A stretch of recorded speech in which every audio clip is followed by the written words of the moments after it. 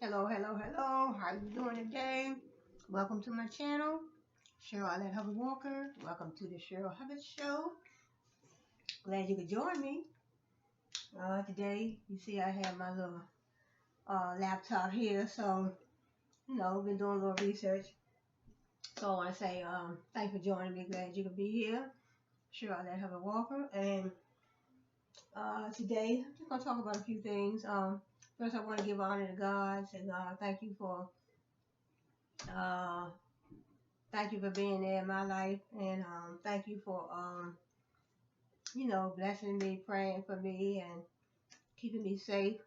And I want to say blessing to people around the world, everyone around the world. This coronavirus is um, really giving us a lot to think about, giving all of us a lot to think about.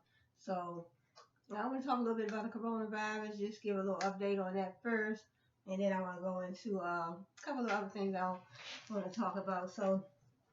Um, so just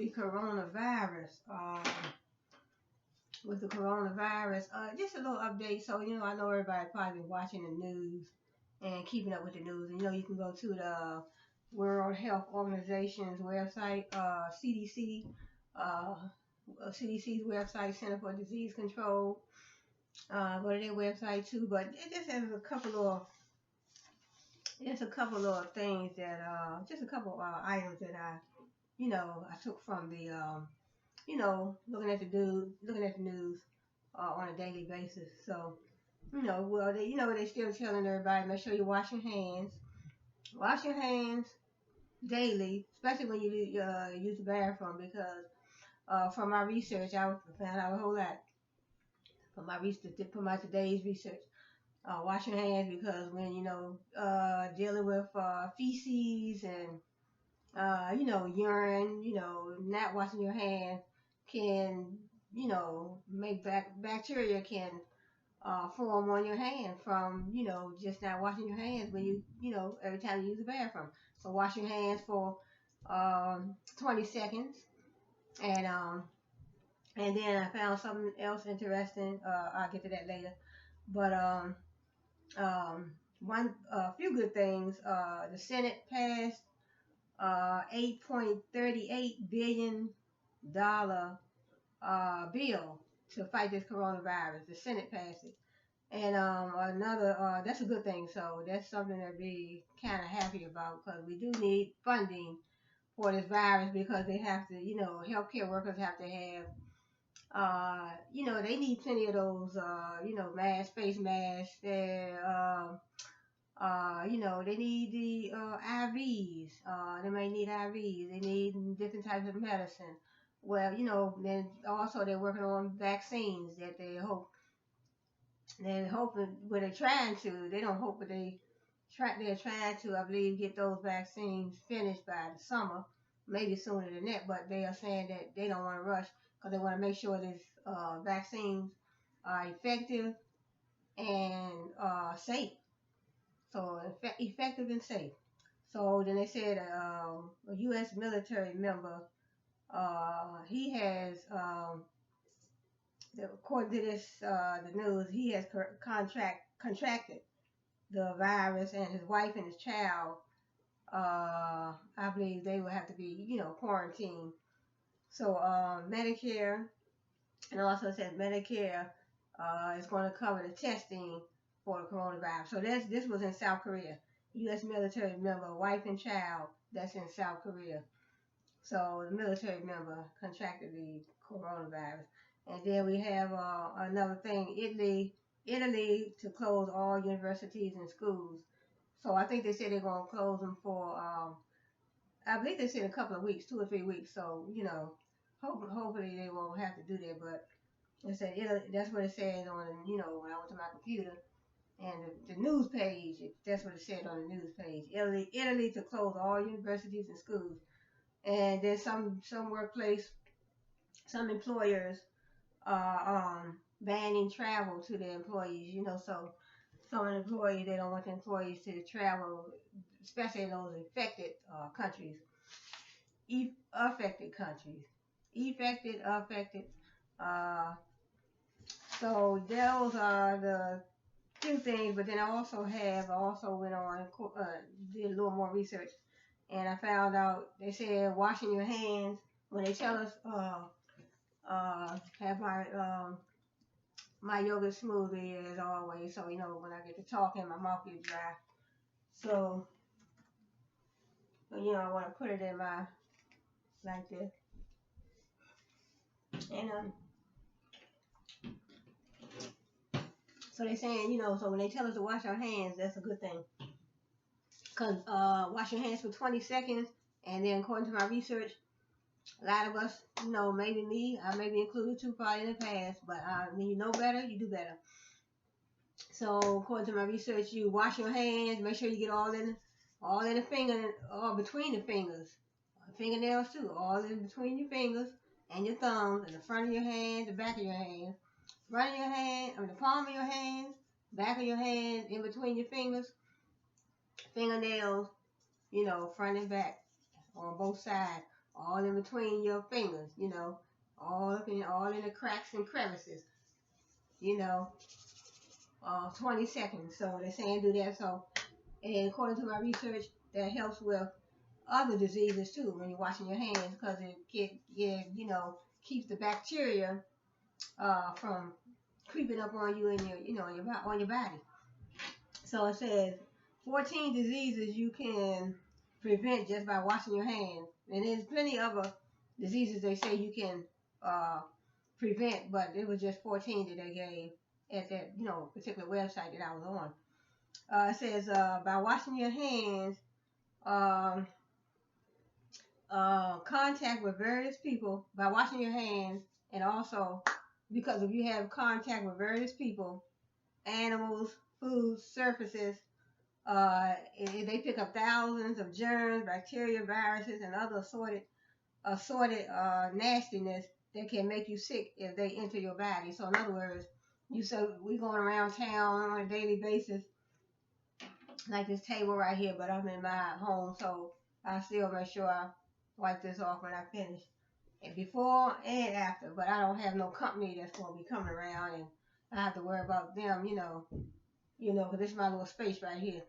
But in other words, washing your hands is good. In other words, when you go out, after you finish the bathroom, you get up in the morning, take your shower, wash your hands, wash your body, and like I was telling you, all the way around, in between your fingers, palm of your hand, the back of your hand, your thumb. Don't forget little cracks, crevices and everything. So what they're saying is, according to my research, excuse me, when you come into contact with various people, and then, in other words, after you come in contact with people, animals, even probably before you come in contact with people, animals, food, different surfaces, you wash your hands. In other words, you out there, you go to work, it'd probably be a good thing to wash your hands before you even come in your house. Because if you at work, even before you go on a job, what if you working in a little cubicle, you don't have to clean your cubicle down, wash your hands before you do that, clean your cubicle down, and wash your hands again after you do the cubicle, clean your cubicle area, your desktop, and then wash your hands before you go home, because during the day we are touching on, some of us, maybe touching on different surfaces. So they're saying when we are touching on surfaces, we're around animals and different people, and we touching on surfaces, and we going, you're at lunchtime, you're on a job, or wherever you are, you maybe eating your, eating your lunch, we come in contact with different foods. And if the food is not fully cooked, that can be a problem for us too. So raw food, raw fish, raw steak, different types of raw food is not good for us. So it says we come in contact with various people, animals, foods, surfaces, and they pick up thousands of germs, bacteria, viruses, and other assorted nastiness that can make us sick if it enters our body. So that's why they said wash our hands, because that way we can keep the bacteria from entering in our body and causing us to get sick. So then I have And it says we touch our eyes, nose, mouth with our hands more than we think. And this can allow direct inoculation of germs into our mucous membrane, according to this PhD RN director of epidemiology at Lenox Hill Hospital. So I got this off the computer. We also use our hands to prepare to eat foods. Hands not clean can contaminate food that we eat. So in other words, before you cook your food, and we don't wash our hands. That's why I always wash my hands before I cook. When you're dealing with chicken, you're dealing with raw chicken, and we have salmonella poisoning, and you're dealing with raw chicken, raw steak, and you want your hands to be clean, and you definitely have to make sure the surface is clean. We don't just lay our meat down on the surface. That's why when I cook, I always use a plate or a platter and put my raw meat in there. Make sure I clean my meat real good, clean my hands first. And then it says we also use our hands to prepare and eat foods. Hands not clean can contaminate foods that we all eat. Washing your hands has the power to minimize or eliminate those risks. It says wash for 20 seconds. Use friction to remove germs. Get soap between fingers. That's what I was just reading because I had already read this earlier. Get soap between fingers and on backs of the hands. And don't forget thumbs. See, don't forget our thumbs in between our fingers all the way around. 20 seconds. Yep. And it says avoid turning off the tap with your clean hands. So in other words, after we wash our hands, we want to use a towel to turn off the water instead of putting our hand. And we might have to wipe down the faucet and all that. So it's a lot that we have to do. So I'm going to be getting busy starting today. I mean, I should have been, I've been doing some things cleaning out, but today, since I did my research, I'm going to really get down into cleaning. So I really have, started, I've been, always wash my hand over the years, I always did wash my hand, but, I want to make sure I do a thorough job because this is a serious virus that's going around, and I definitely want to protect myself and my family. And it says avoid turning off the tap water. I guess it's a tap faucet, tap water with your clean hands. In other words, after we wash our hands, don't put our hands on the tap faucet. So use a paper towel or a towel, I guess. I guess a towel. They say towel. A towel, a wrist or elbow is preferred to keep your hands clean. And so it says, according to my research, it's 14 illnesses you can prevent just by washing your hands thoroughly. We have I never heard of this, but I'm not in the medical field, but I mean, I try to do my research. We have the norovirus. It takes only one norovirus particle to get you sick, as opposed to between 50 to 100 particles, that it would take for you to get sick from the flu. So the norovirus. And so let me see what else I have. Some other stuff I'll read. Okay, the norovirus. The norovirus can be prevented by just good old-fashioned hand washing. Can help to prevent the assorted gastrointestinal misery that results from a stomach bug.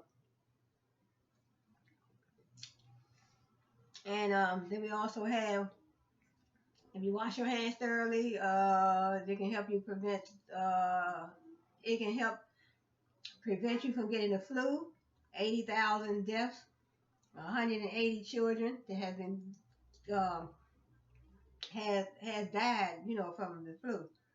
80,000 deaths. I guess that was worldwide. And then we have, and it also says that there's an incubation period. In other words, for each virus. In other words, from the time that you have, it says every infection disease has what is called an incubation period, time when you are exposed and a time when you actually get sick.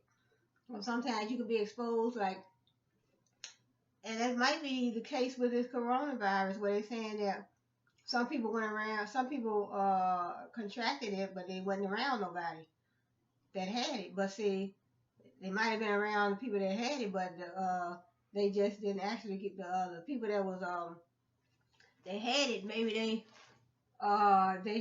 they was exposed to it, but they didn't actually get sick at that particular time. So when they was around, if people that had somebody that had it, then that might be how they got it. Because the person maybe they didn't show any symptoms. The person that had it didn't show any symptoms, but the other person was around them, and they didn't wash their hands thoroughly, so that's how they got it.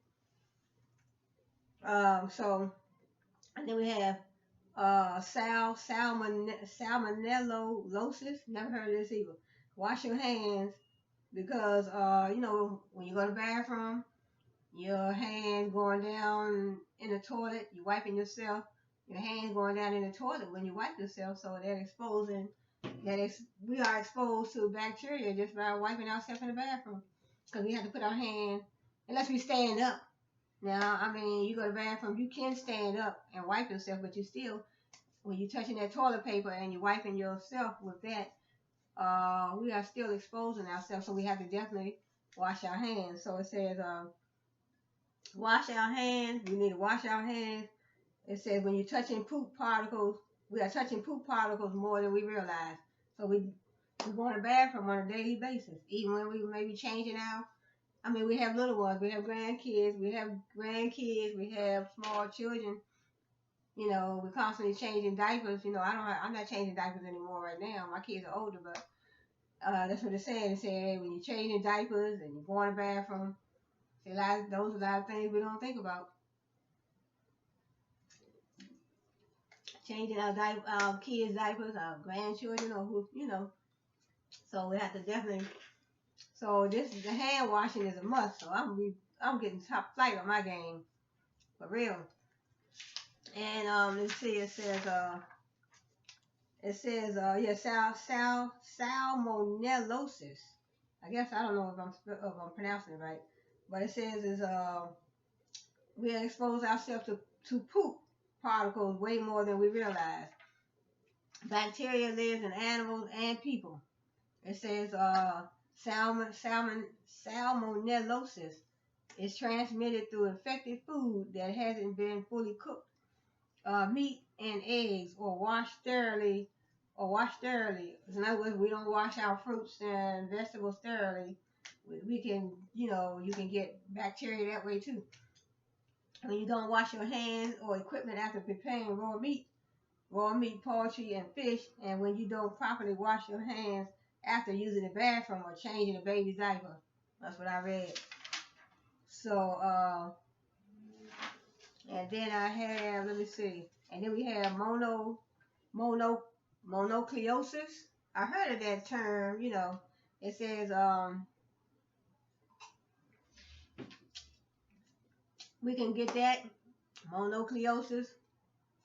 It said objects a person has sneezed on. So in other words, if somebody sneezed on some tissue or napkin, and it says objects that a person has sneezed on, coughed on, or touched could infect you sharing drinks, utensils. That can spread this mononucleosis. So if somebody cough on some tissues and napkins and whatnot, and then you can get this mononucleosis.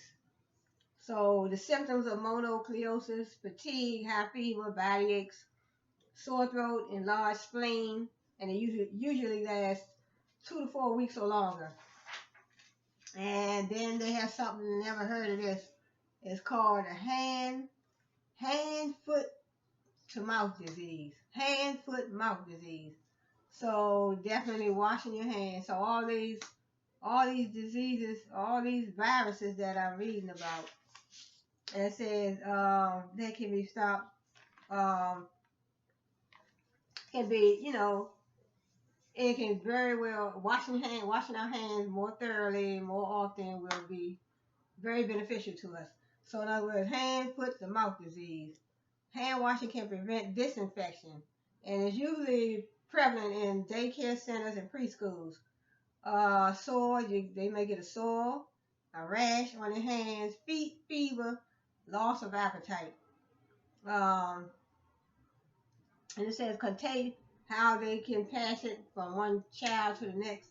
Contagion particles from an affected person's nose, mouth, blisters, feces that can get on your hands, then into your mouth. In other words, sometimes certain infections and viruses are airborne. Somebody changing their child's diaper and right in the open space where everybody at. A lot of people, we don't think about those type of things. Because sometimes, it might not be a place for, you have your kid with you, your baby, you got to change their diaper. And it might not be no place where you can change. And you end up changing them around a lot of people. And then, those type of things happen. Hand to foot to mouth disease.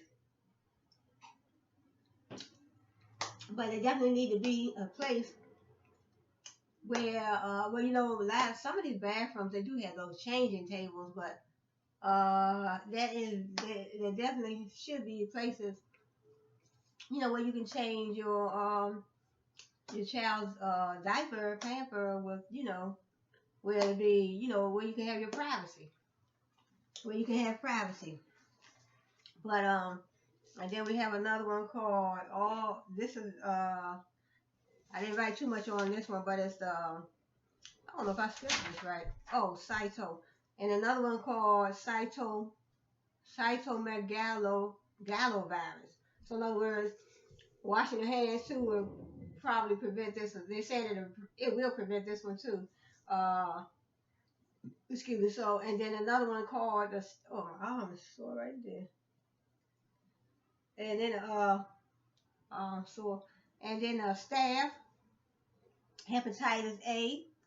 Hepatitis A does not cause liver disease like hepatitis B and C. Then we have strep throat. We have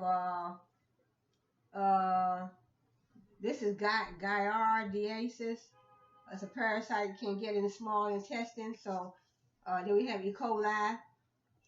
So and then we also the last one is a common cold. So they're saying that washing our hands thoroughly will help very much. So, and also, let me see. So those are the viruses and infections. That can be prevented by us just thoroughly washing our hands. And then I learned on the news, it actually was on the computer. It said a pet dog was infected with the coronavirus 19 in Hong Kong. Then they said the Dodgers, they may cancel the games amid coronavirus breakout. Just a few little news flashes. And Starbucks temporarily won't fill personal cups. So in other words, they don't want nobody probably coming. Yeah, because that means everybody got to come in, bring their cups from their home, and they probably don't know whether the cups are clean or So I mean, we try to do what we can. So it's just safety measures. They're not going to fill the personal cups of customers. So I mean that's cool because all this is safety for the public, safety for the workers, employers, employees, safety for everybody all the way around. And it say coronavirus now is confirmed in 38 countries. Then they said Italy to close all schools and universities. And also Medicare to cover testing for the coronavirus. Oh yeah, I said the Pentagon, U.S. military member. Okay, I think I read these. Okay, I read those. Okay, I think that's all. That's all. So those were the 14 diseases. And they said that there's more, but that was just 14. It said 14 diseases you can Prevent just by washing your hands. Contact with various people, animals, foods, surfaces. They can pick up thousands of germs. So in other words, surfaces can be germy, animals, other people. All of us carry our own germs, I guess. So so they say uh, people, animals, foods, surfaces. We all pick up. Well, I guess I might as well say it that way. Pick it up. We all pick up germs, bacteria, viruses, and other assorted nastiness that can make us sick if they're in our body. So washing our hands, I guess, will keep us. Because when you're touching on everything, this is the hands are the. I guess we would say the hands are the. Uh, I guess the way to the inside of our body. I guess I can say it that way. Our hands are the most important aspect of our body that gets to the inside of our body, that can cause damage to the inside of our body. And also what we put in our mouth, your hands and what you put in your mouth. That raw meat. We go into a restaurant, that food. That's why I never really like. I never did like. Medium rare. A lot of people say, well, you know what? I like my steak medium rare, but I don't even eat steak no more. But back in the day, I never did like my steak medium rare anyway. I always like all my food fully cooked. I always like my food fully cooked. So that is that for that. And I just wanted to, touch base on a few of those diseases that, other words, we wash our hands, we can, try kind of prevent some of those, keep your body clean because, naturally we should be keeping our hands and our body clean anyway. So now, and then I want to read up on something, just a little, a few.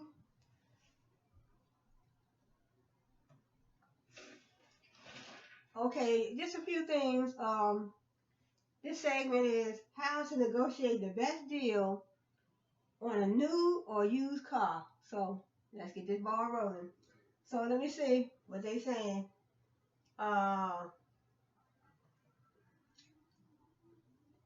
Okay, along with a house and a college education, a car is often one of the most expensive things you'll ever purchase. Uh, Unlike, if I can turn around a little bit. Yeah. Let me see if I can turn around a little bit.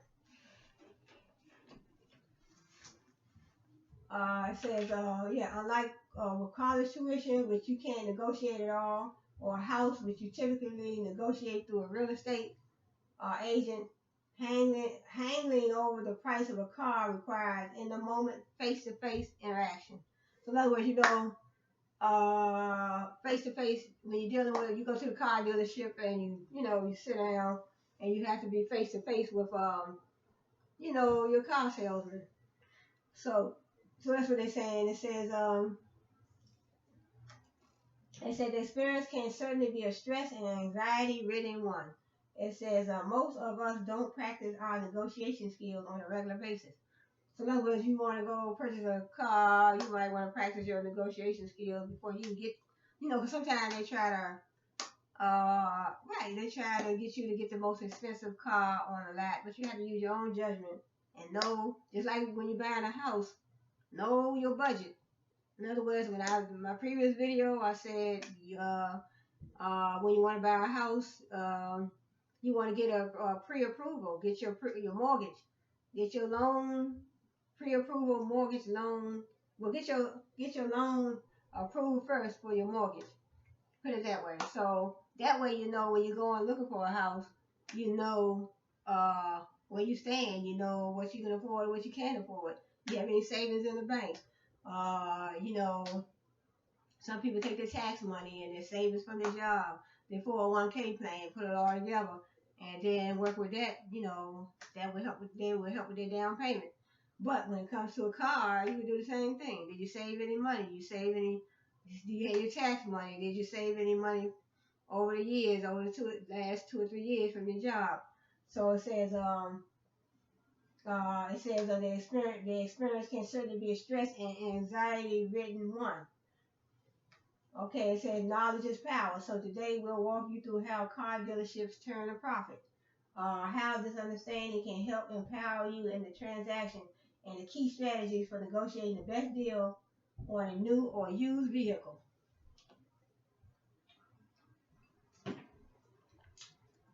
It says how car dealerships make money. A customer wants to pay as little money as possible for their new ride. Yep, customer want to pay as little as possible for their new ride. A car salesman wants to make as much money as possible for the customer's purchase. To ensure you're engaging on an even playing field with the dealership, you need to know exactly how they make a profit. You want to know exactly how they make a profit. I figure they make a profit by, I would think they're selling you that particular car. That's how they would make a profit. Or even jacking the price up, you know. It said to ensure you're engaging in on an even playing field with the dealership, you need to know exactly how they make a profit.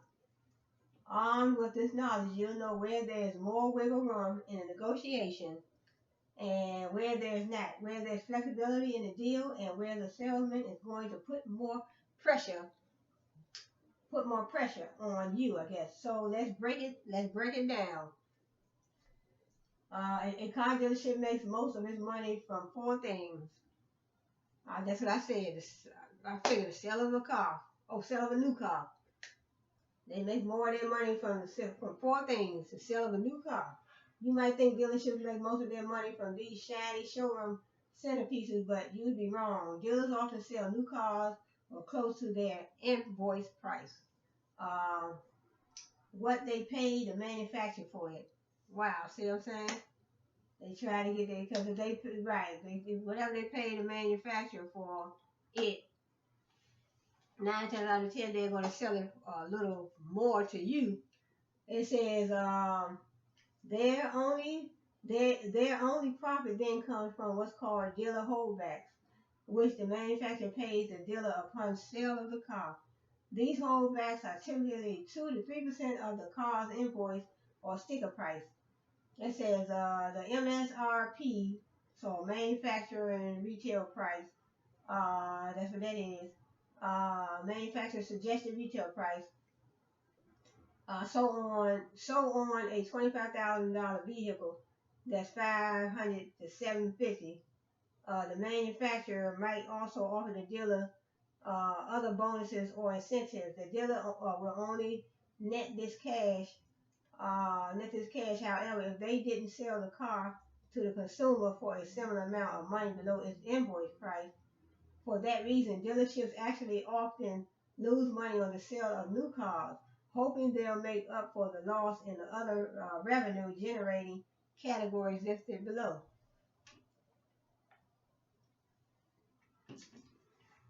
And the sale of used cars, so that's how they make their money. Selling old cars, selling newer cars, selling used cars, selling new cars. Dealerships often make more money on used cars than new cars because there's a bigger differential between what they bought the car for as a trade-in and what they'll retail it for to the consumer. There's also more wiggle room on the retail price as the value of used cars varies by year, condition, location, whereas new cars all have the same MSRP. Even though the dealer has to invest in giving a trade-in a tune-up, cleanup, they can still make several thousands, simply depending on what they paid on the trade-in and how deep of a discount they're willing to offer the consumer. So it says used cars, new cars. So in other words, if you go to purchase a new car, it says you might think dealerships make most of their money from these shiny showroom centerpieces, but you'd be wrong. Dealers often sell new cars for close to their invoice price. So in other words, they're selling new cars for close to their invoice price. In other words, the price that they purchase their cars from the manufacturer.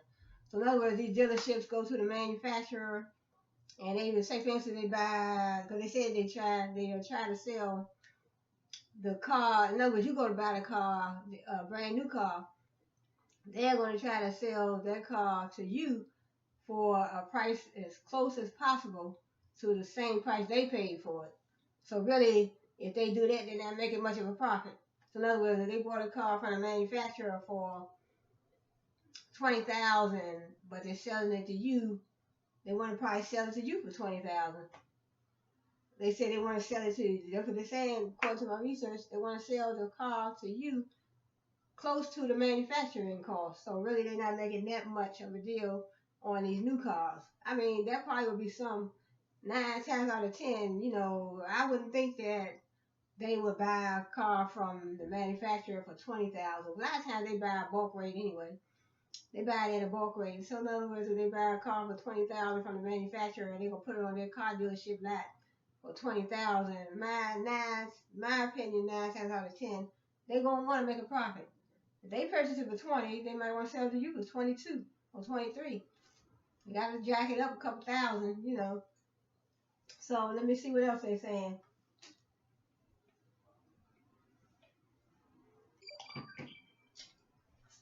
And it says, manufacturer suggested retail. So in other words, a manufacturer suggested retail on a new car is 25,000. It's just a example. So they're trying to say that if the retail is 25,000, then you only saving 500. You saving 500 to 750. And then on a used car, it says there is also more wiggle room on the retail price as the value of used car varies by year, condition, and location, whereas new cars all have the same MSRP. MSRP, manufacturer suggested retail price. It says though the profit can also be much lower, simply depending on what they paid on the trade-in and how deep of a discount they're willing to offer the customer. So they're saying that if you trade your car in, that has a lot to do with what the discount that you will get on that used car. So it said they can still make several thousand, though the profit can also be much lower, simply depending on what they paid on the trade-in and how deep of a discount they're willing to offer the customer. And then you got finance and insurance. You probably think of a dealership's finance department as kind of an afterthought and encore to the closing of the big deal on the car itself. But in fact, dealerships make almost 37% of their gross profits from finance and insurance products, financing, warranties, etc. It's a very important source of their income. Actually, I never thought about that. I never thought about that. So, where a lot of customers just think about, their car dealerships, they're making all this money on the sale of the car, the sale of the car, the sale of a new car, the sale of a used car. But they're saying that they also make 37% of their gross profit comes from financing and warranties. And it's a very important source of their income. So finance and warranties. So yeah, finance, cause I can believe that too. But I never thought about that way. Cause see, finance charges. Sometimes they can earn about $6,000-7,000 over one sale of one car. Cause just think about it. You buying a car or a used car or a new car, and you get the finance for 4 years. Sometimes they making as much as 5,000 and up just for those 3 years, just for the finance charges. So that is an income for the car dealership. In other words, they're selling the used car. They're getting a certain amount of money for that. Because in other words, you got a car, you got 4 years to pay for it. So that's money. That's a finance charge. A monthly finance charge, and over a 3-year period or 4-year period, that's an income for them too.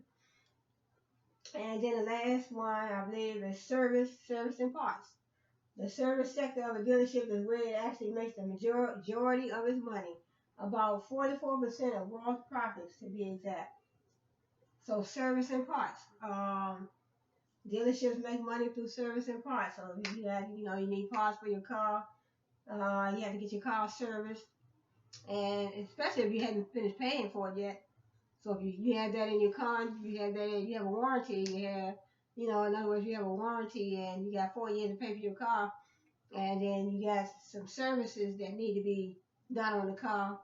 Then they may you might not have now if you have a warranty, you might not have to pay up front, but that's still you might not have to pay and when you go get your car serviced, but that is you paid for that already in your contract. That's already you have a warranty contract, so when you made a deal, I say I'm gonna pay. I got this car, I'm gonna take 4 years to pay for it, so it has a warranty. I'll be able to go get certain things fixed, but that is in the contract. It's all included in the price. So really, that's how that go.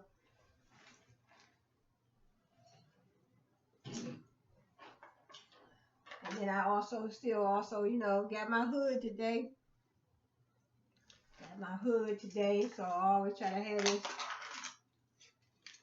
healthy for you. Also have me a banana today. So let me see where we are. 40 something minutes. Okay, let me see if I can wrap this up. Uh, um, so okay, not finished yet. Okay, how to get the best deal on a new or used car. Car salesmen will often try to put the price of the car itself together with the cost of financing, warranties, and add-ons, trade-in, etc. So that the bundle deal obscures the price you're paying for each product.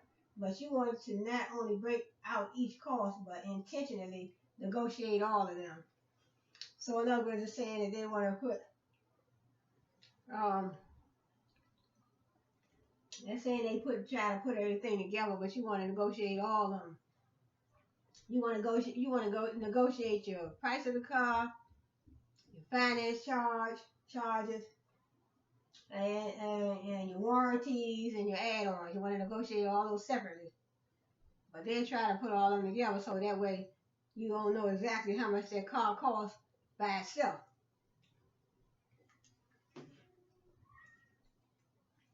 How to get the best deal on the price of the car itself. See, they try to put it like a bundle deal. So now you know what? I'm like this. Let me know what this car costs without all this stuff. What is the car costing me by itself? Let me know. Give me the deal. Give me a breakdown on the finance charges, the warranty charges, the finance charges in a particular car, and other add-ons. You might get, you know, anti-lock brakes. You might have all that included in your car. What does this car cost? So let me read on and say, do your homework and lots of it. Yeah, do your homework before you go because they out to make money. Um, since it's such a large purchase that will impact your daily life for so many years, you owe it to yourself to do a lot of research. This article isn't about which car to buy. You need to figure out that yourself, and you should do that first. Once you figure out what you want to buy, um, you can look at the Edmunds and Kelly Blue Book for pricing. They'll give you detailed they'll give you detailed info based only on one year, not only on year, make, and model, but also condition, mileage, etc. Also keep in mind your location. Just like everything else, cost of living impacts car prices. See, I never thought about that. Cost of living impacts car prices. So in other words, wherever you go to purchase your car at, that has a lot to do. Um, that's what they say. Just like everything else, cost of living impacts car prices. Vehicles are cheaper in the Midwest than on the coast, especially when it comes to used cars.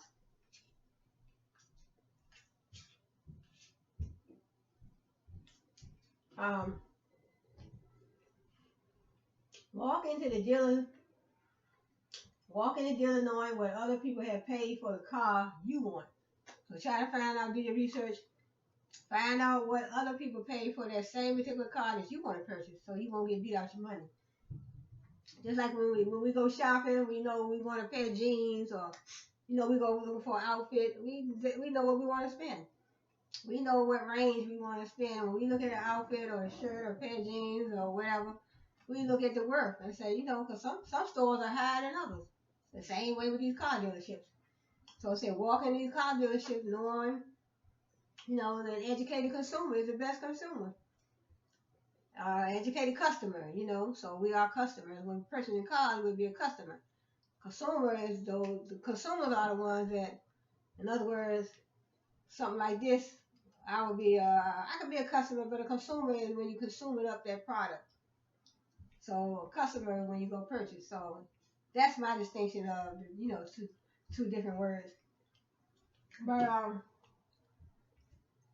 um, walk into the dealer knowing what other people have paid for that same particular car, because whatever you had a friend and she bought a Toyota Corolla and say she paid $15,000, but you go in there and then they're gonna try to charge you 18, 19,000. You're like, wait a minute, really? Mm-mm. So that is important. And play it cool. Play it cool, like my husband always tell me. Play it cool. Don't act all excited like you never had nothing before. Ask when they jack up the price for you, and you get so excited. Oh, this for it. Yeah, they'll think they'll feel, hey, maybe she don't have no understanding. We could beat her out of money. Play it cool. Even if you're taking your dream car out for a test drive, don't act all, that's what they said right here. I just said that. Don't act all moony over it. Don't act like you ain't never had that and you going crazy over it. That's where they're going to beat you out your money. But they said, this lady's so excited. We can make her think that it's blah, blah, blah, because she's so excited, she'd probably go for any deal. And women, they would try to beat us out of our money. Believe they will. The salesman will know he's got leverage in the deal and fan the flame off of your emotions. Yep. And it says so that you stop thinking so rationally about the purchase. You gotta think rationally. Act nonchalant. Act nonchalant. Point out things you don't like about the car is nice, but this isn't the color or trim package I was looking for. Yep. And then it says, let the salesman make the first move. Even with online searches and sticker prices listed on cars, those numbers are rarely ever final. They're basically a starting point, and everyone involved knows that. So a salesman would probably ask something like, what kind of budget do you have? Yep. That's the same thing they asked my son when we put our car in the shop. Like, what's your budget like? What? I'm like, you really? You shouldn't have to ask him that. That's what it says. It says, what kind of budget do you have? That's what the salesman is going to ask. What type of budget do you have? They shouldn't have to ask you that. It says, what were you looking to spend? What were you looking to spend on this vehicle? Once you throw out a number, though, you can't go any lower than that, even if a lower price may have been on the table. So once you throw out a number, you can't go lower than that. See, that's why it's best not to throw out no numbers. So follow rule number 1 of negotiating.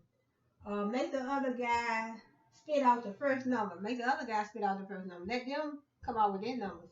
That's what my husband always tell me, honey. Be quiet, let them come out with their number. Because when you come out with your number, that's when they're going to beat you.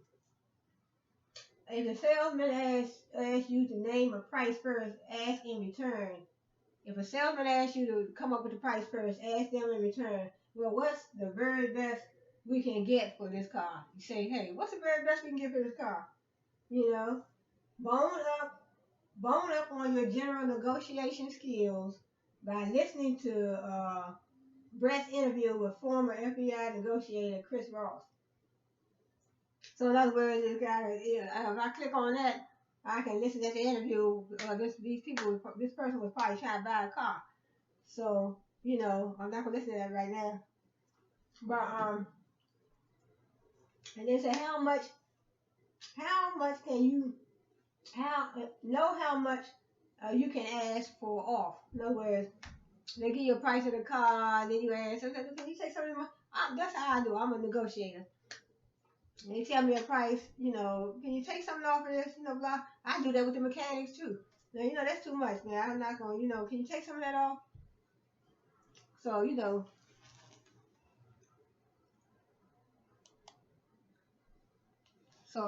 that's how they go. So, uh, okay, the big question with negotiating purchase is how much you can reasonably ask off of the retail price. No, as explained above, a salesman isn't busting your balls when he says he can't go too low below the MSRP of a new car. He's really not going to make much money if he does. It's reasonable to ask for 5% off the invoice price. It's reasonable to ask for 5% off and throw out something like 20% off. You're just asking around, you're trying to get a deal. So you're trying to get a discount. You're not trying to pay a whole lot for a car, which they know that they didn't pay. They know they didn't pay but a certain amount for it anyway, because they can have a car that they bought from their manufacturers, and they may have paid, say for instance, they paid 20,000, or even maybe 18, 15. They paid 15,000 from the manufacturer, but they try to sell it to you for 20,000. That's ridiculous. That's $5,000 profit for them. That's too much. Shop multiple dealers. Don't just stop at one dealership, car dealership. Go to another dealership. Shop around just like we do with anything else. We shop around. I shop around for a lot, even online when I'm looking for even these bundles and stuff that I buy. I shop around for these bundles. I shop around for clothes. So why not shop around for a car? We don't want to just stop at the first, focus on the total cost, not the payment amount. Focus on the total cost, not the payment amount. Not the monthly payment, but the total cost. Because when you get the total cost, and then then they hit you with the finance charges, then you get everything wrapped up in one package. Then you're like, that's too much, or even that's blah blah blah. I can deal with that. So don't focus on the monthly payment. Focus on the total cost. If you have a trade in, don't mention it. That's what I told my son. If you have a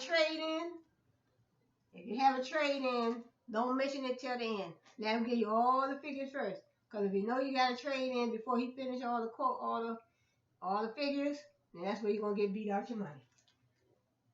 So it says, if you have a trade in, don't mention it till the end. Let us get all the figures first and see what the rundown will be.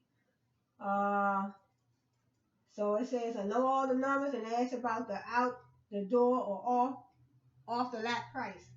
When presented with a price, be sure it's detailed and includes all the fees and extras. You want to be sure you're seeing what's called the out the door or off the lot price. How much it's going to cost to drive the vehicle off the lot and into your garage is often a different number from the sticker price. Ooh, I said, I'm learning something myself. Make sure you ask for the out the door price and off the lot price. So that way you know how much it's going to cost me when I'm ready to drive this car off the lot. So it's a lot when you get in the car. Consider other negotiation fonder.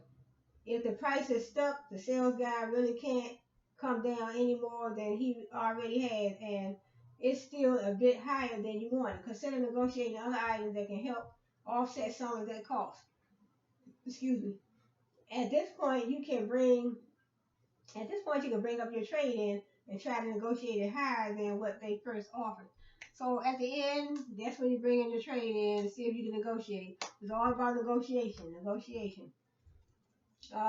Don't be afraid to walk away, because if the deal don't sound right, it sounds like too much for you. You already know what type of money you have.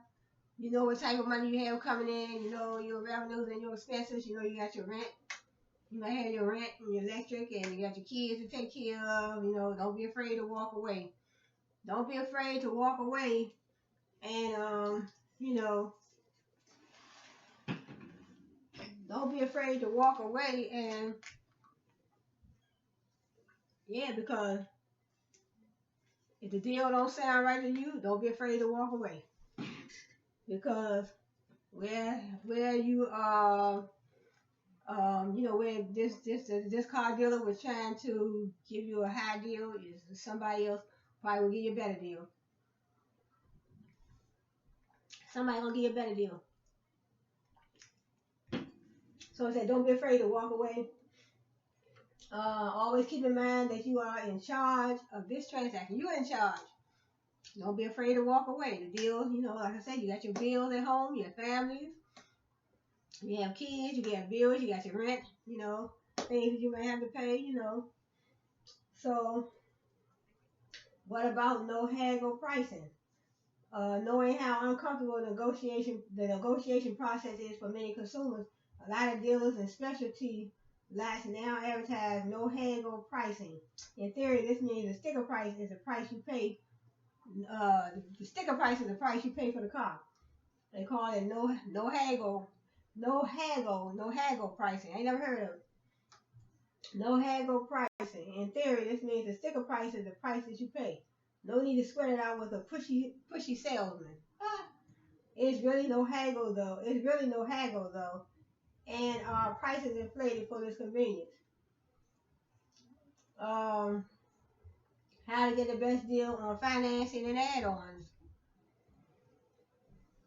As mentioned, most people think that haggling over the price of the car itself is the only real part of making a deal, and that all that paperwork business you do in the back afterwards is just the anticlimactic wrap up. Once the price of the car is settled, you can kind of relax. Wrong. See, that's wrong. See, keep in mind that the dealer knows you're not going to be financing through them. They'll be less generous when negotiating the price of the car itself. Right, so that's a good point too. So you buy the car and they know that you're not going to be financing the car through them. They might not be so apt to give you such a great deal. They might not be so, because they figure if you're not financing through them, they're not making no money off the finance charges. From the purchase of that car. So that's how they go. I mean, I'm learning something myself. In other words, you're buying a car from this dealership, car dealership, but you're getting it financed through, say for instance, you're getting it financed through General Motors or Wells Fargo or somebody, and you're not financing it through their car dealership, and they feel we want to get the whole deal all the way around. They might not give you such a great deal. They figure he or she financing the car with somebody else, so So that's how they go too. They say don't buy any add-ons. Basically just buy what you need in a car. Basically you want to get to and from. You want to go get your groceries. You want to go to work. You want a nice car. I think that's it.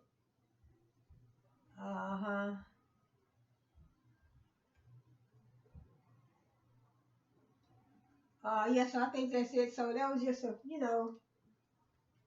think that's it.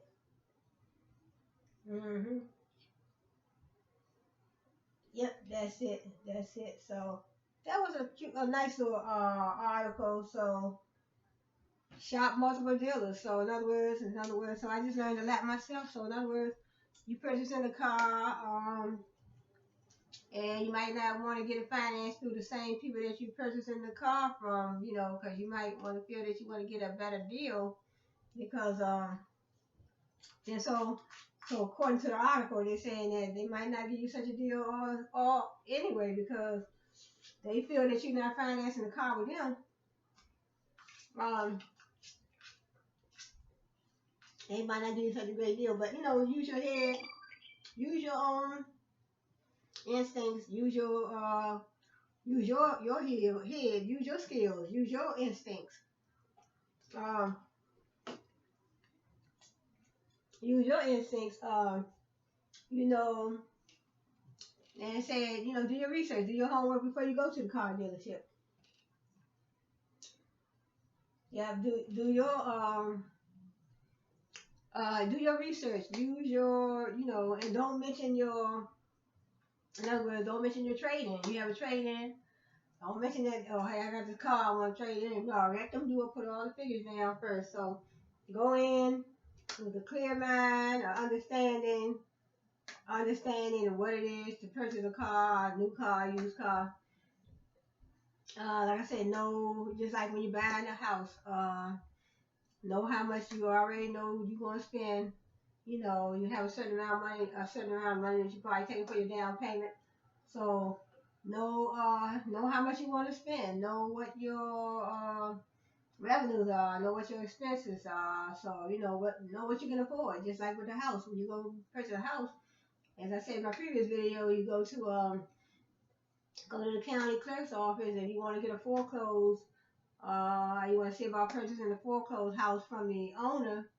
But when you go to the county clerk's office, then in that particular house, you will see the bank or the credit union information, because they are the ones that have the house in foreclosure. So you would be dealing with them.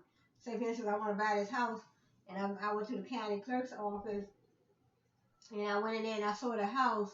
I saw I saw the house and the information, the address, and the owner's name, but it's gonna be foreclosed by the financial institution, because they're taking over now because the owner didn't keep up the payments. So I want to know my worth. I want to know what I can spend on this the purchase of this house. So 9 times out of 10, according to my research too, at the same time on my previous video, you want to get a excuse me, you want to get I will have to get. I wouldn't have to, but I would need to. It would be wise for me to get pre-approved first for my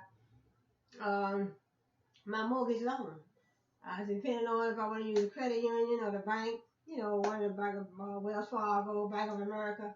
So get pre-approved for my mortgage loan, and then that way, like my research told me, I learned from my research, you won't go to the store without a credit card in your pocket, with no money in your pocket, because it's just like going to the store with no money.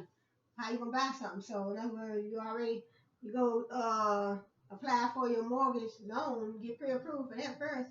Once you're pre-approved, and you know exactly how much money they're allowing you for the purchase of a home, and you know what area you want to look in, what type of house you want, you have your cap already. So in other words, you get pre-approved for 300,000. Don't be somewhere looking for in Beverly Hills, somewhere looking for a house that costs you 2-3 million. So that's how that goes. But I want to say, YouTubers, thanks for joining me today, and I hope you enjoyed this little segment here. I was talking about I gave a little update on the coronavirus in the beginning, and I gave just talk about purchasing a new car or used car, the steps that you could take, almost similar to but you don't have to get no mortgage or nothing like that. You don't have to get a pre-approved mortgage to buy no car, but that's if you want to you want to purchase a home, you want to get your mortgage pre-approved first, and then start looking around. Then when you start looking around, you find a house that you like, you take your inspectors. Also get you a broker. Get you a broker that can help you, look for your home. And then, you take your inspector, you find a house that you like, you take your inspector, you see your appraiser, your inspector to see, what's wrong with this house, You don't want to buy nothing. You might not want to buy nothing that's going to probably be too much work, too much work done. So, but I want to say thanks for joining me. So I'm learning too, just something I wanted to do a little research on. And I'm learning, just trying to bring you, information. So I figured I did a little research. I have my little information gadget here, my little laptop. So, and I want to, then it's my little, I have some little, these are little cracker-like things. And then I got my little dip too. Put it in my little dip, little dip. Hold